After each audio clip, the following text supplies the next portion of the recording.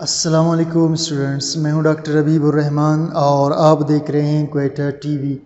Students, स्टिकियोमेट्री में आज हमने डिस्कस करना है लेक्चर नंबर 5 को, और इसमें हम क्या मालूम करेंगे जी, calculation of number of moles from number of particles, यानी मालूम करेंगे हम मोल्स को नंबर ऑफ पार्टिकल से।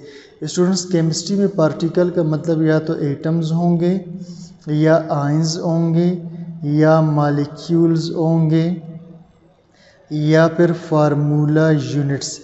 इनमें से किसी को भी नंबर ऑफ पार्टिकल्स कहा जाता है, यानी इसमें से कोई भी आपको अगर दिया हो तो आप उसके मोल को क्या कर सकते हो, मालूम कर सकते हो।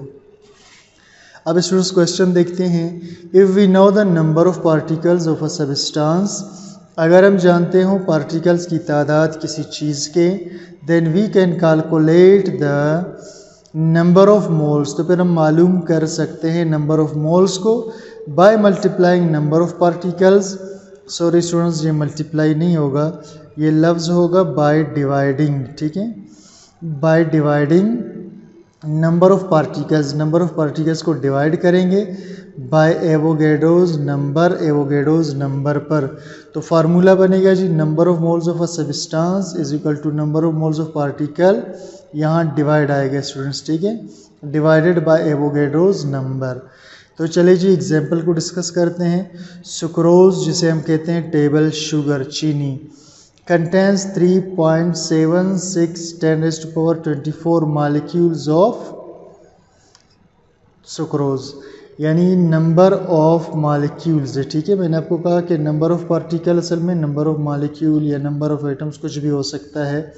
तो यहाँ चूँकि मॉलिक्यूल बोला है तो हम भी लिखेंगे number of molecule of C12H22O11। Number of molecule कितने जी, इसने दिया हुआ है 3.76 10 raised to power 24। What is the number of mole, और आगे इसने हमसे पूछा है number of moles of C12H22O11, तो ये हमने मालूम करना है। अब देखिए स्टूडेंट्स, एक चीज़ उसने दिया हुआ है, दूसरा हमसे पूछा हुआ है, तो हम क्या करेंगे जी, सिंपली फार्मूला लगाएंगे। और फार्मूला क्या है जी, number of moles is equal to, इधर हम ऊपर लिखेंगे नंबर ऑफ पार्टिकल्स को जो कि यहाँ मॉलिक्यूल्स हैं, और नीचे हम लिखेंगे एवोगैड्रोस नंबर को। अब स्टूडेंट्स, नंबर ऑफ पार्टिकल ये क्या है जी, 3 पॉइंट कितना था, ये वाला 3.76 10 raised to power 24, और एवोगैड्रोस नंबर क्या है ये हम जानते हैं 6.02 10 raised to power 23। अब स्टूडेंट्स हमने क्या करना है, पहले इन दो रकमों को एक दूसरे पर डिवाइड कर देना है, सही। पहले इस दो रकम को क्या करेंगे स्टूडेंट्स, डिवाइड कर देंगे।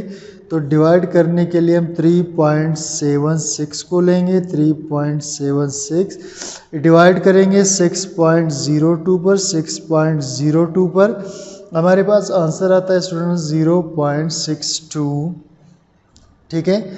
अब स्टूडेंट्स क्या होगा, जब हम इसको जब डिवाइड करेंगे तो ये जो पावर वाली रकम है ये ऊपर जाएगी और ऊपर जाकर इसका साइन चेंज हो जाएगा, ठीक।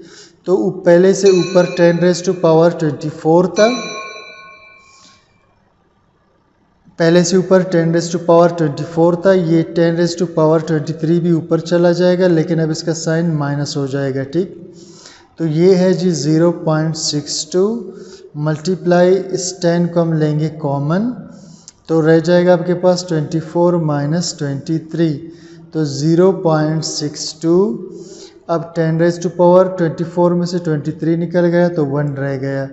अब स्टूडेंट्स एक चीज़ आप देखें कि हमारा जो आंसर है वो ज़ीरो में आ रहा है, और एक मेथड होता है जिसको हम कहते हैं स्टैंडर्ड मेथड ऑफ राइटिंग, तो उसके मुताबिक आपका जवाब ज़ीरो में नहीं होना चाहिए, बल्कि आपका ये जो डेसिमल पॉइंट है जिसे हम आशारिया कहते हैं उर्दू में, इसको एक नॉन ज़ीरो डिजिट के बाद होना चाहिए।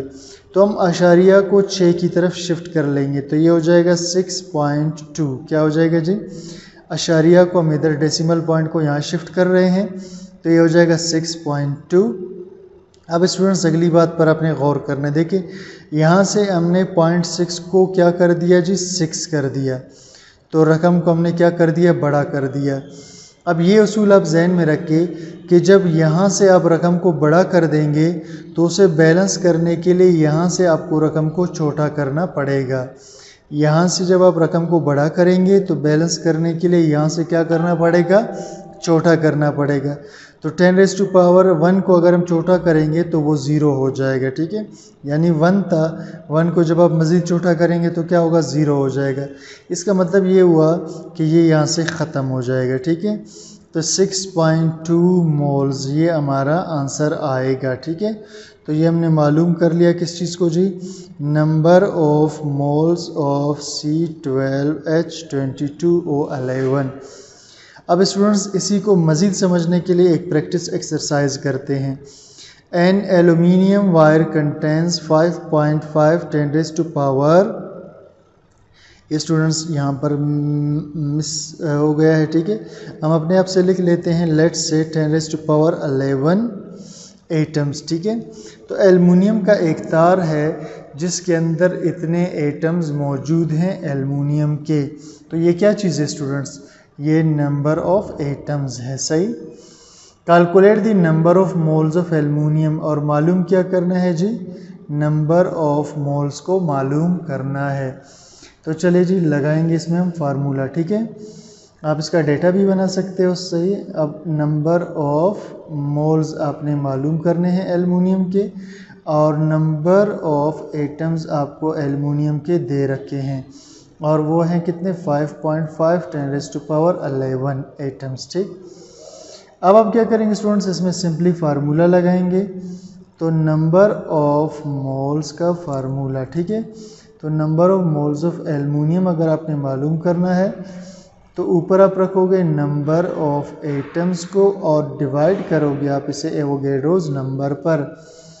अब नंबर ऑफ एटम्स स्टूडेंट्स आपको दे दिए थे, कितने थे जी, 5.5 10⁻11, और नीचे आपके पास जो है स्टूडेंट्स वो है एवोगैड्रोस नंबर जो बनता है 6.02 10⁻23। अब स्टूडेंट्स आप जानते हैं कि पहले हम इस रकम को इस पर डिवाइड करेंगे, ठीक है। तो अब डिवाइड करके देखते हैं जी, 5.5 को डिवाइड करते हैं किस पर जी, 6.02 पर, तो हमारे पास आंसर आएगा 0.91। कितना आएगा, 0.91। और ये जब ऊपर जाएगा तो इसका साइन हो जाएगा चेंज। तो पहले से ऊपर क्या है, 10⁻11, ये 10⁻−23 हो जाएगा, ऊपर जाकर इसका साइन चेंज होगा। अब स्टूडेंट्स ये 0.91 को हम लिख लेते हैं, 10 को दोनों में कॉमन ले लेते हैं, इधर 11 है इधर है -23। अब स्टूडेंट्स हमने क्या करना है, 0.91 को फिर लिख लेना है। अब 23 में से 11 को हम निकालेंगे, ठीक है। तो हमारे पास स्टूडेंट्स रह जाएगा 10⁻−12। कितना रह जाएगा जी, 10⁻−12 हमारे पास रह जाएगा, ठीक है। अब स्टूडेंट्स हम क्या करेंगे, इसको हमारा आंसर चूँकि अशारिया में नहीं होना चाहिए तो इसको हम इस तरफ शिफ्ट कर देंगे, तो ये हो जाएगा 9.1। और चूँकि रकम को हमने यहाँ से बड़ा कर दिया है तो यहाँ से फिर हमें इसे छोटा करना पड़ेगा। अब स्टूडेंट्स -12 से छोटा क्या है, वो -13 है, क्योंकि -12 से छोटा -13। माइनस में रकम जितना छोटा होगा, यानी माइनस में रकम जितना वैल्यू उसकी बड़ी होगी रकम छोटा होगा। तो -12 से छोटा क्या है जी, -13, तो ये हो जाएगा -13। सही स्टूडेंट्स। तो ये क्या चीज़ students, number of moles of aluminium है। तो ये स्टूडेंट्स हमने आज डिस्कस किया लेक्चर 5 के अंदर, कैलकुलेशन ऑफ नंबर मोल्स, यानी मोल को हमने मालूम करना है अगर हमें नंबर ऑफ पार्टिकल्स दिए हुए थे, ठीक।